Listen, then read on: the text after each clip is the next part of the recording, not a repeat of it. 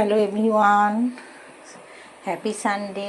কিন্তু আমার জন্য হ্যাপি সানডে না, কারণ আমার সানডেতে আরও বেশি কাজ থাকে। দুদিকে দুটো কড়াই বসিয়ে দিয়েছি, নাহলে রান্না অনেক দেরি হয়ে যাবে। অলরেডি 11:30 বেজে গেছে। কি রান্না করছি দেখো।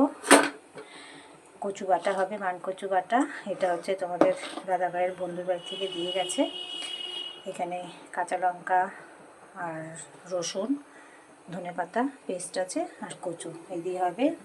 দেখো, বেলে মাছ হবে, এই যে কাঁচা লঙ্কা টমেটো পেস্ট করা রয়েছে, আর ধনেপাতা কুচি দিয়ে। শঙ্কর মাছ হবে, মাছের মাথা তেল পটকা দিয়ে তোমার এই যে পুঁই শাকের ছেঁচড়া হবে, বুঝেছো? এই এত কিছু এখন রান্না করতে হবে। তার মধ্যে আবার দেখো কতগুলো বড় বড় পুঁটি মাছ নিয়ে এসছে, এক বাটি। এখন এগুলোকে আবার পরে বেছে টেছে সব নুন হলুদ মাখিয়ে রাখবো। এটা আর আজকে হবে না, এত রান্না করা যায়?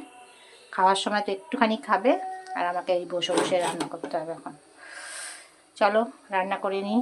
রান্না করে নেওয়ার পরে আবার তোমাদের দেখাচ্ছি। আর কে কে শঙ্কর মাছ খেতে ভালোবাসো, আর মাছের মাথা তেল পটকা দিয়ে পুঁই শাকের চচ্চড়ি খেতে ভালোবাসো, মানে ছ্যাঁচড়া যেটাকে বলে, অবশ্যই কমেন্টে জানাবে। ঠিক আছে বন্ধুরা, রান্নার পরে আবার দেখাচ্ছি। দেখো আমার রান্না কমপ্লিট। দেখো কচু বাটা কেমন হয়েছে দেখতে ভালো। এই যে কচু বাটা হয়ে গেছে। তোমার পুঁই শাকের ছ্যাঁচড়া হয়েছে কি না অনুষ্ঠান বাড়ির মতন বলো। দেখো এগুলোর আবার বড় বড় কাঁটাগুলো বেছে বেছে ফেলে দিয়েছি, কারণ ভাতের সঙ্গে এই যে পরে তখন খুব বিরক্ত লাগে কাঁটা বেছে বেছে খেতে।